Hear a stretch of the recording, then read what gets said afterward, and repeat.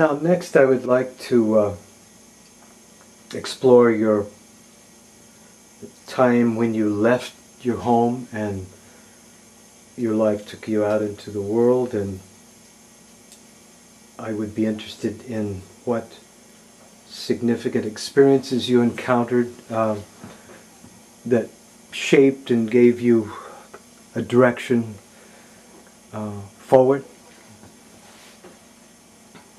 Okay. I graduated from high school in the 12th school that I had attended in the state of Wisconsin.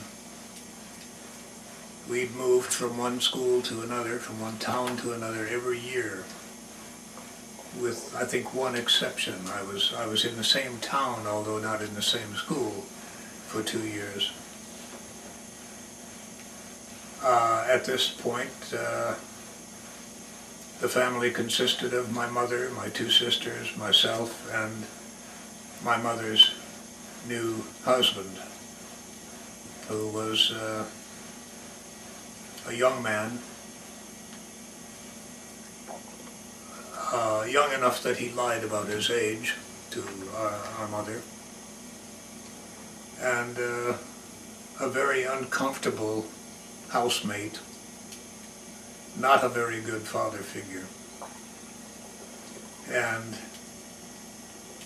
I had a couple of runaway incidents where I left home and had to come back.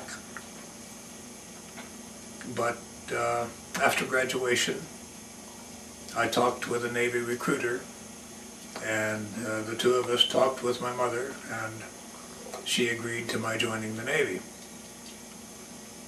And this was only about a month after graduation, July of 1957.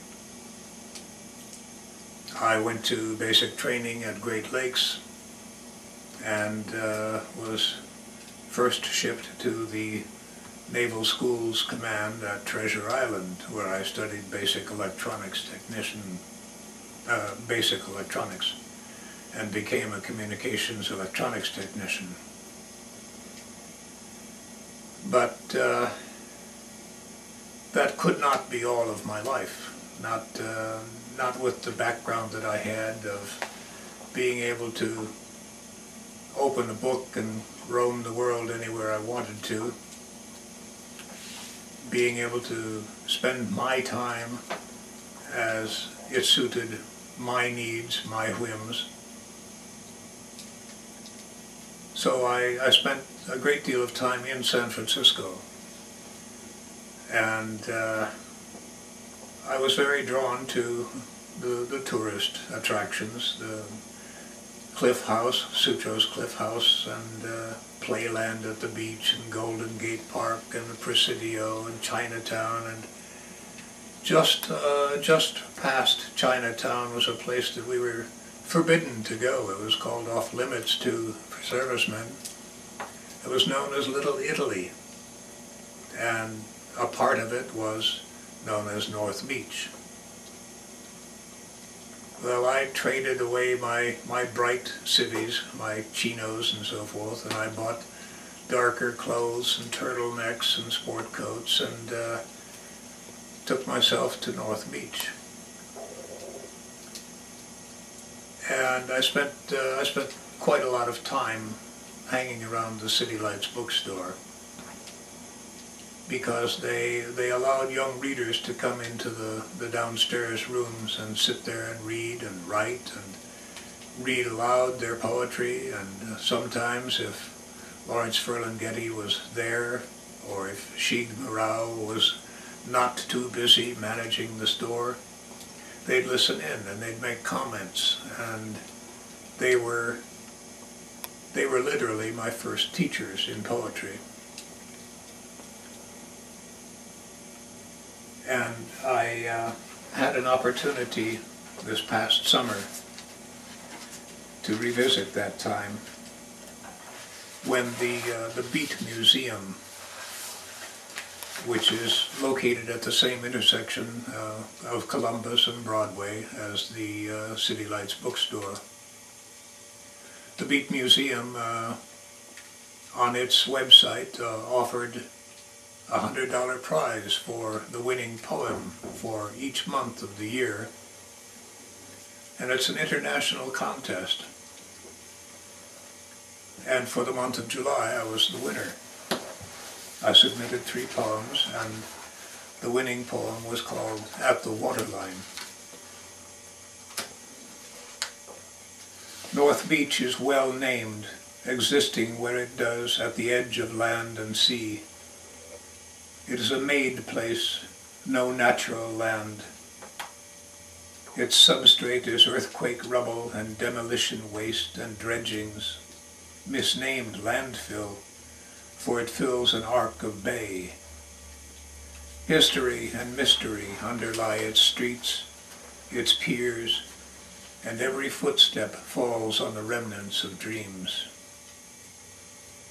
In the winter of '57 and '8, the Navy housed and taught me on Treasure Island, another made place, a near place by cable car and train, across the wasteland of Market and Mission Streets, across the water on the lofty Bay Bridge, though by another measure a country in a different world. By day I was acolyte and apprentice to the gods of war and science and iron and blazing heat, the modern counterparts of Jehovah, Jupiter, Odin and Zeus, Mars and Thor and Vulcan and Hephaestus, in the world of forge and flame, lightning and sun, hammer and sword and spear. It was my choice. Fatherless, I'd sought the path and the companionship of warriors. No initiate to the world of men, I'd found a hard path where it was easy to stumble or fall among thorns. Friendless, I'd found myself too much in company and sought solitude in the emptiness of crowds. And let the tide of human affairs wash me, willing jetsam, onto the haunted strand of North Beach. It was my choice. There I found solace in the welcoming depths, comfort in the easy, shadowed currents, delight in play among the shifting schools of thought. I had swum before in the shallows of my youth, but here I found courage to dive, to plunge and plumb even the darkest abyss where the nameless awaited. Newly fearless, I named them and embraced them, for I knew them, had felt them before within me, though no more of me nor less than of any human. Since then I have heard them named demon and god, avatar and archetype, principle, shadow, noumenon, id and odd and other. It matters little what they are named if they are known. If they are not named, embraced and honored, if they are feared and fought and fled, there is no name on any map but monster. Naming them, I brought them to the light, here between the too bright day and the dim depths of night, here where dream laps upon waking, interface of conscious and unconscious, here at the waterline.